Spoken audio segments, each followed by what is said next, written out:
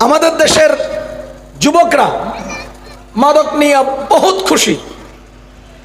আল্লাহ তাআলা বলেন, ইয়া আইয়ুহাল্লাযীনা আমানু, হে ঈমানওয়ালারা, ইন্নামাল খামরু ওয়াল মাইসিরু ওয়াল আনসাবু ওয়াল আজলাম, নিশ্চয়ই মাদক, নিশ্চয়ই জুয়া, নিশ্চয়ই মাদক, নিশ্চয়ই জুয়া, এই দুইটা আমাদের সমাজে খুব বেশি পরিমাণে প্রচলিত আছে। আল্লাহ বলেন, ইন্নামাল খামরু ওয়াল মাইসিরু, নিশ্চয়ই মাদক এবং জুয়া, ওয়াল আনসাব ওয়াল আজলাম, এবং লক্ষণ ঠিক করার যন্ত্র, ওই তীর, ওই পেঁচা যেগুলোর মাধ্যমে মানুষ ভাগ্য নির্ণয় করে, এই সবগুলো কারবার, এই সব লটারি, আল্লাহ তাআলা বলেন রিজিসুন, এগুলো সব নাপাক। এবার বলেন তো মাদক পাক না নাপাক? মাদক নাপাক। ইন্নামাল খামরু ওয়াল মাইসিরু ওয়াল আনসাবু ওয়াল আজলাম রিজিসুন, নিশ্চয়ই মাদক হলো নাপাক।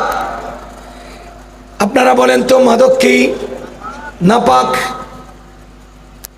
শরীয়তের একটা মাসআলা মনে রাখেন, যা নাপাক তাই হারাম। বলেন, যা নাপাক তাই হারাম। আবার বলেন, যা হারাম, বলেন যা হারাম তাই নাপাক। কথা বুঝেন?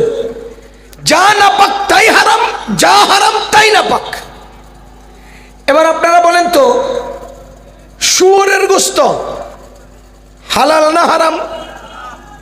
হারাম হওয়ার কারণে নাপাক।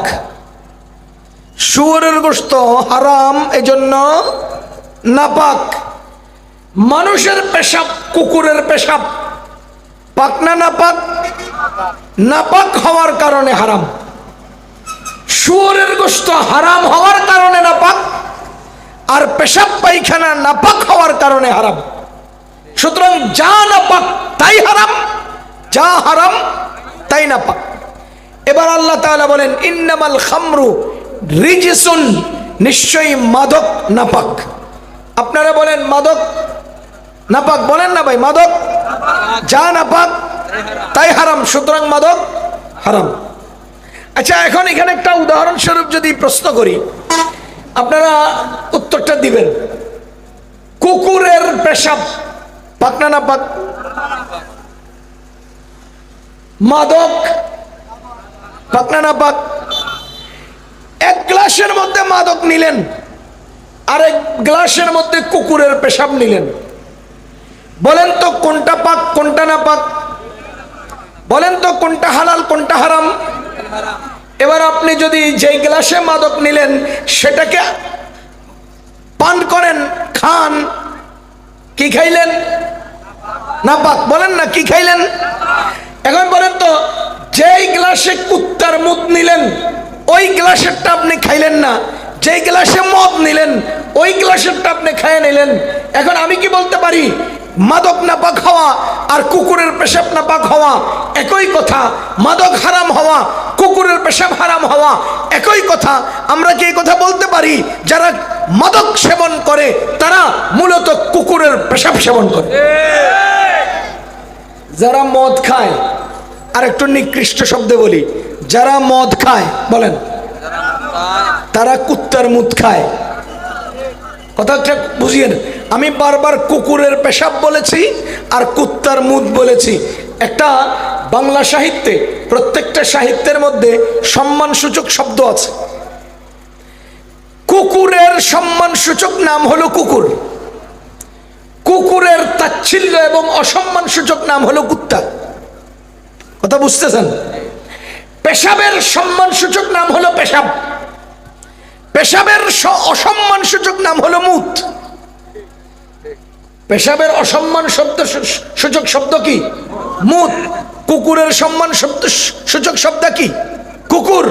এবার আপনি বলেন, কুকুরের সাথে মুত যায় না, কুকুরের পেশাব আর কুত্তার পেশাব হয় না, কুত্তার মুত। কারণ কুত্তা নিকৃষ্ট শব্দ, মুত নিকৃষ্ট শব্দ, অসম্মান শব্দ দুটো একসাথে মিলবে।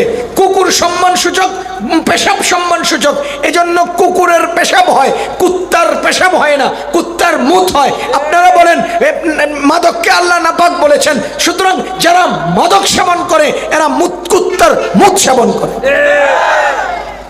এবারে কুকুরের পেশাব একথা বলিয়ে সম্মান দেওয়া যাবে না। যারা মদ খায় এরা মূলত কি খায়? কুত্তার মুত খায়। কারণ এদেরকে কুকুরের পেশাব এত সম্মান দিয়ে বলা যাবে না। ইয়া আইয়ুহাল্লাযীনা আমানু, হে ঈমানওয়ালারা, ইন্নামাল খামরু ওয়াল মাইসির, নিশ্চয় মাদক এবং জুয়া, রিজসুন, এটা নাপাক। বলেন তো সব নাপাক কি? হারাম। সুতরাং